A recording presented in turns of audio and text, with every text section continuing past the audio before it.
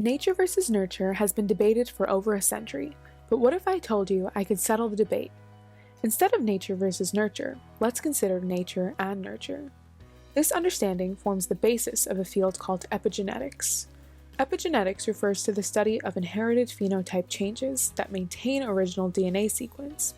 In other words, under epigenetic changes, your DNA remains the same, but the expression of certain genes in your DNA can change in response to your environment. Your body is composed of cells. You have hair cells, muscle cells, and kidney cells, to name a few, that each contain the same DNA but perform widely different functions. Why is that? This is because different types of cells express different genes. Gene expression is regulated by chemicals called methyl groups that bind to specific genes to turn them on and off, like a light switch, in a process called methylation.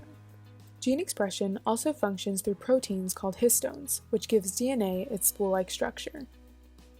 The more tightly DNA is coiled around the histone, the less a gene is expressed. So as you can see, methyl groups and histones are integral to gene expression. What's interesting about these biological components is that they are impacted by your environment, from the food you eat to the experiences you faced. Based on the environment in which you develop, as a fetus, a child, and even an adult, methylation and histones continuously alter your gene expression. So, if your environment can alter the expression of your genes, its effects can be hereditary and passed down from generation to generation. This idea is important when considering intergenerational trauma and mental health effects. According to epigenetics, children and grandchildren of trauma survivors can experience the same effects, although they themselves have never directly experienced that same trauma.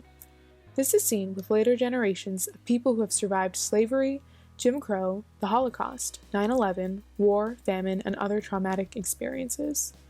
A study conducted on Holocaust survivors and their children showed that both groups lacked a methyl group on the gene FKBP5, which indicates risk for depression and PTSD. The epigenetic change in the trauma survivor suggests that your environment impacts genetic expression. The same epigenetic change in the child of the trauma survivor indicates that the genetic impact of trauma is hereditary. Therefore, you're more at risk of developing PTSD, depression, anxiety, and other trauma responses if you have a family lineage of trauma, even though you have never experienced the trauma itself.